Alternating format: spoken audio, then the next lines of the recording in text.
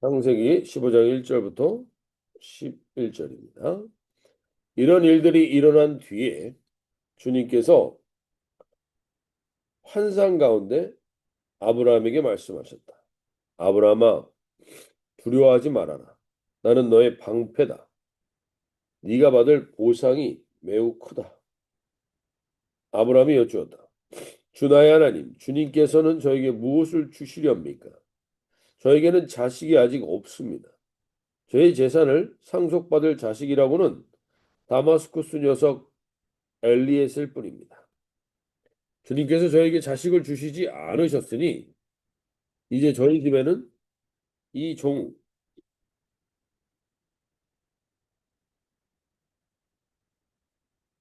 저의 상속자가 될 것입니다. 아브라함이 이렇게 말씀드리니 주님께서 그에게 말씀하셨다. 그 아이는 너의 상속자가 아니다. 너의 몸에서 태어날 아들이 너의 상속자가 될 것이다. 주님께서 아브라함을 데리고 바깥으로 나가서 말씀하셨다. 하늘을 쳐다보아라. 네가 셀 수 있거든 저 별들을 세어보아라. 그리고는 주님께서 아브라함에게 말씀하셨다. 너의 자손이 저 별처럼 많아질 것이다. 아브라함이 주님을 믿으니 주님께서는 아브라함의 그런 믿음을 의로 여기셨다. 하나님이 아브라함에게 말씀하셨다. 나는 주다. 너에게 이 땅을 주어서 너희 소유가 되게 하려고 너를 바벨로니아 우르에서 이끌어내었다. 아브라함이 여쭈었다. 주 나의 하나님, 우리가 그 땅을 차지하게 될 것을 제가 어떻게 알 수 있습니까? 주님께서 말씀하셨다. 나에게 3년 된 암송아지 한 마리와 3년 된 암염소 한 마리와 3년 된 순양 한 마리와 산비둘기 한 마리와 집비둘기 한 마리씩을 가지고 오너라.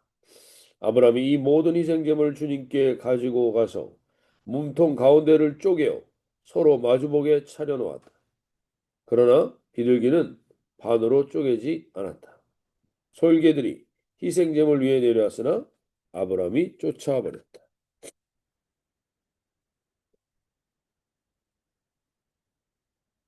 네. 오늘 우리가 이 말씀을 통해서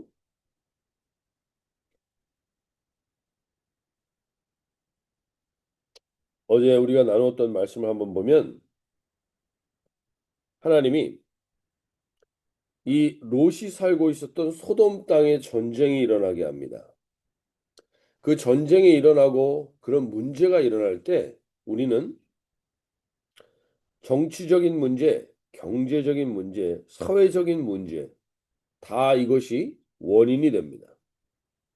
다 원인이 되지만 거기에서 가장 근본적인 또 하나의 원인은 롯이라는 하나님의 약속을 계속 누누이 들어왔지만 하나님의 약속대로 살지 못하고 있었던 롯이라는 인물을 보게 됩니다. 그 롯이라는 인물이 온전히 돌이키게 하는데 하나님이 전쟁을 일으킬 수도 있다는 것입니다. 오늘 우리가 다시 한번 이 땅을 살아갈 때 우리에게 일어나는 이 모든 문제를 누구의 탓으로 돌리고 누구의 문제로만 볼 것이 아니라 우리가 나중에 소돔과 고모라가 또 멸망되는 장면을 우리가 나중에 또 살펴보게 됩니다. 창세기에서. 그때도 거기에 아브라함이 그 땅을 멸하러 가는 천사를 붙들고 얘기합니다. 거기 의인 50명이 있으면 멸하시겠습니까? 그러다가 의인 10명까지 내려가죠. 의인 10명이 있으면 내가 멸하지 않겠다 말씀하시고. 우리에게 있어서 하나님이 이 땅에서 일어나는 일에 이 땅에서 일어나는 수많은 문제들과 사건들 속에 우리가 예외가 아님을 꼭 알 수 있길 바랍니다. 하나님은 롯이라는 존재를 하나님의 하나님을 없이 살고 있는 소돔에 적응되어 가고 있고 소돔의 문화에 들어가고 있는 이 롯을 하나님이 돌이키게 하기 위해서 우리에게 사건을 일으킨다는 사실도 우린 분명히 아셔야 합니다.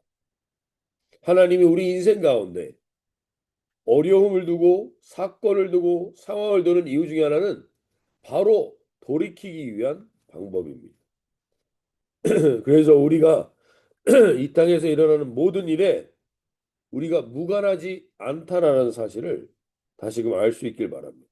오늘 우리가 금요 기도회 때도 좀 기도하려고 하는 것이 이 캐나다 땅에서 그 텀블러 리치에서 일어났던 총격 사건 이런 것들이 결코 우리가 생각하는 것처럼 그냥 하나의 사건인가 보다라고 생각할 수 있는 게 아니라 하나님이 이 땅 가운데 있는 이 어둠 가운데 적응해 가고 있고 타협해 가고 있고 세상의 문화 가운데 타협해 가고 있는 우리의 모습을 돌이키고 우리를 일깨우시기 위해서 하나님이 그 사건들을 놔두실 때가 있습니다.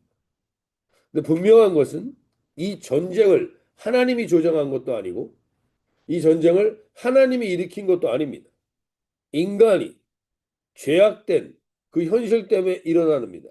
근데 그 문제의 소용돌이 속에 언제나 믿는 자들이 있습니다. 믿는 자들이 그 안에 있다는 것은 하나님이 그 한 사람 한 사람을 돌이키기 원하시고 회복하기 원하신다는 것입니다. 오늘 우리가 그 기도의 사람으로 설 때 아브라함과 같이 우리는 이 땅을 회복시키고 돌이키는 통로들이 될 수 있을 줄로 믿습니다. 하나님이 그 사건을 계기로 하고 아브라함은 318명의 사람을 기르고 그 사람들을 데리고 가서 그 전쟁에서 이깁니다.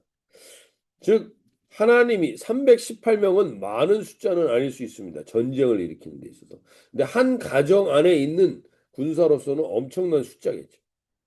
그러니까 아브라함도 부유함이 있었던 것 같습니다. 그런데 그들이 그 일을 할 때 그 318명으로 그 한 네 개의 부족 국가를 이길 수는 없습니다.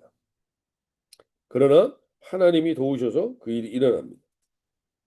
근데 15장 1절에 이렇게 시작됩니다. 이후에 이유가 바로 그 사건들이 있고 나서 자기가 소돔 왕과 그 모든 왕들에게 소돔 왕이 아브라함에게 내게 있는 모든 재산을 좀 가져가라 그랬습니다. 자기가 근데 사실 그건 소돔 왕이 할 수 있는 말이 아닙니다. 왜냐하면 소돔 왕은 이미 그 위에 왕들에게 져서 그 모든 자기들의 재산을 잃어버렸던 것이기 때문에 그 당시 때는 전쟁에서 승리한 사람이 그 모든 승전한 사람이 그 모든 소유물들을 갖게 돼 있습니다. 이미 아브라함 겁니다. 아브라함에게 아브라함이 그 사람들에게 속했던 사람을 주지 않아도 소돔 왕은 할 말이 없습니다. 근데 소돔 왕에게 그 사람들을 돌려주면서 아브라함에게 마치 선심 쓰듯이 그것은 당신이 가지십시오라고 말하니까 아브라함이 말합니다. 소돔 니네가 어떠한 짓거리들을 하고 있는지 내가 아는데 너희가 나를 부유하게 했다라는 그 하나도 나는 용납할 수 없다. 너희 것들로 내가 받지도 않을 거다. 라고 얘기해요. 그렇게 해서 그들은 그는 아브라함은 그 소돔왕과 완전한 관계를 끊어버립니다. 어떠한 관계도 연결되지 않게 합니다. 악에 대한 아브라함의 태도를 우리가 볼 수 있어야 됩니다. 악은 그 모양이라도 접근하지 못하게 차단합니다. 그리고 나서 오늘 15장 1절이 시작되는데 이후에 아브라함이 이렇게 결단하고 담대하게 섰습니다. 근데 아브라함 안에 불안이 찾아옵니다. 두려움이 찾아옵니다. 왜냐하면 자기가 그 왕들을 이기고 나서 그 왕들이 아브라함을 보복할 것에 대한 두려움이 아브라함에게 찾아오는 것입니다.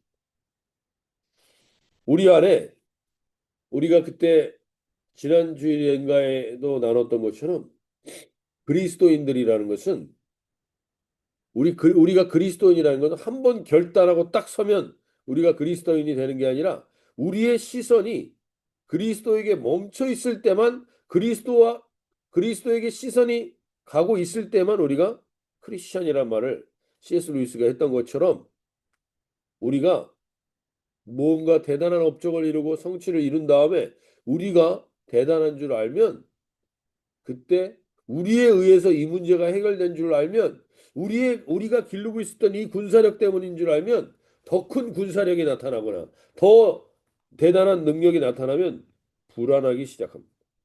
두려워지기 시작합니다. 우리에게도 마찬가지입니다.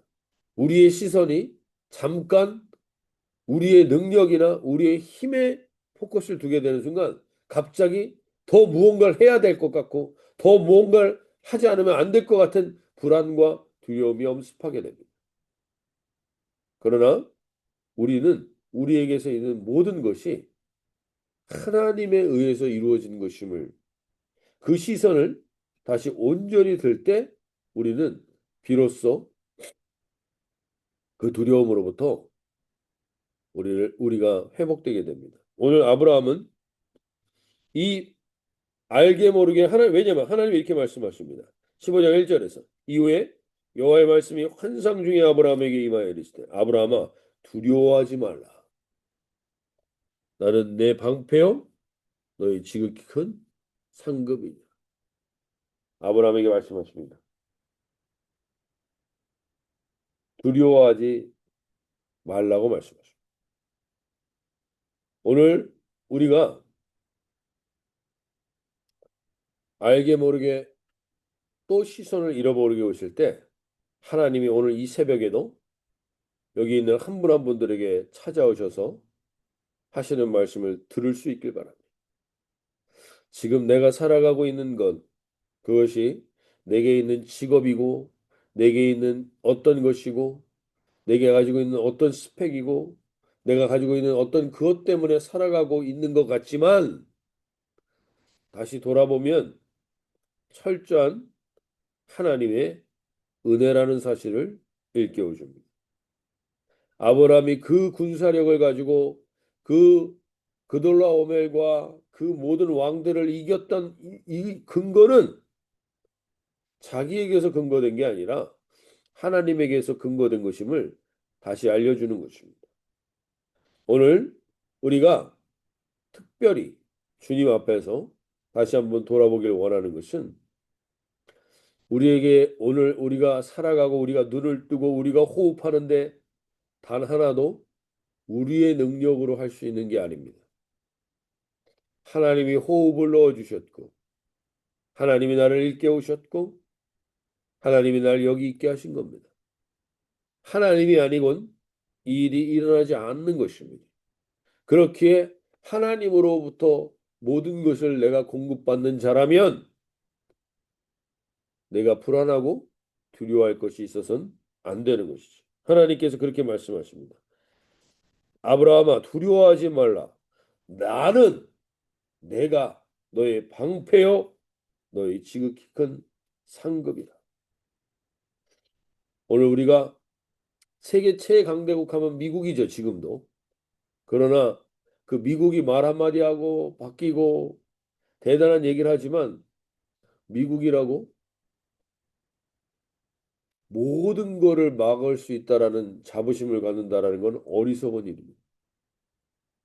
그 자부심 때문에 지금 미국이 흔들리고 있는 겁니다. 세상에 어떠한 나라도 완전한 방패는 없습니다. 완전한 큰 능력은 없습니다. 근데 우리 하나님이 말씀하십니다. 오늘 이 아침에 특별히 이 새벽에 있는 한 분 한 분들에게 말씀하시는 겁니다. 나는 너의 방패요 지극히 큰 상급이다.